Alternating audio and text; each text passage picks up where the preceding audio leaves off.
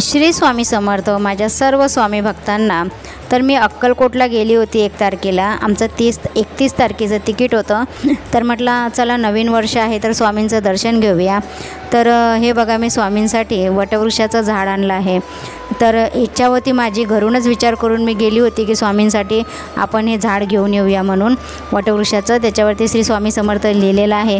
खूप हलकं असं झाड आहे आणि दत्तात्रय महाराज पण आहेत आणि हे उमराचं झाड आहे। तर मला खूप आवडलं, लाइटिंग वगैरे आहे लावलेली आणि विचार केला तर घरूनच की आपण जाऊ तर स्वामींसाठी हे झाड घेऊन येऊया वटवृक्षाचं आणि खूप छान वाटणार आहे। स्वामींची मूर्ती पण होती माझ्या घरी आणि ती मी देवघरात ठेवली होती। तर म्हटलं चला घेऊन येऊया, खूप छान वाटेल। नवीन वर्षाची काहीतरी खरेदी करूया, नवीन वर्षाची सुरुवात स्वामींसाठी खरेदी करूनच करूया। तर तुम्हाला कसं वाटलं नक्कीच सांगा। आणि हे पण घेऊन आली आहे, हे बघा लिहिलेलं आहे याच्यावरती की हे घर स्वामींचं आहे, आम्ही स्वामींच्या घरात राहतो। तर हे खरंच आहे, जे काही दिलं आहे स्वामींनी आपल्याला ते सर्व काही स्वामींनीच दिलं आहे आणि याच्या पुढेही स्वामीच देतील। तर आपण कोण हे सगळं खरेदी करायला आणि हे करायला, आपल्यामध्ये एवढी हिंमत नाही। तर सर्व स्वामींचंच आहे। तर तुम्हाला कसं वाटलं? हे माझं छोटंसं देवघर आहे, स्वामींची मूर्ती मी याच्यामध्ये ठेवलेली।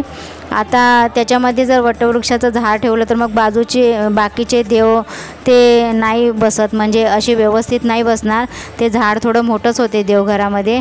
तर मग मी असं बाजूला ठेवलं, कारण भाड्याची रूम आहे, मग कुठे काच लावणार। तर मी काच काही लावला नाही, म्हणजे ते वटवृक्षाचं झाड ठेवायला। तर असा माझ्या घरी लाकडाचा टेबल होता, त्या टेबलावरती मी पाट ठेवला आणि त्याच्यावरती कपडा ठेवला आणि त्याच्यावरती वटवृक्षाचं झाड ठेवलं आणि स्वामी ठेवले। कसं तुम्हाला वाटलं? नक्की आवडलं का? नक्कीच मला कमेंट करून सांगा। आपल्या चॅनलला सबस्क्राईब करा, लाईक करा आणि श्री स्वामी समर्थ अवश्य टाईप करा।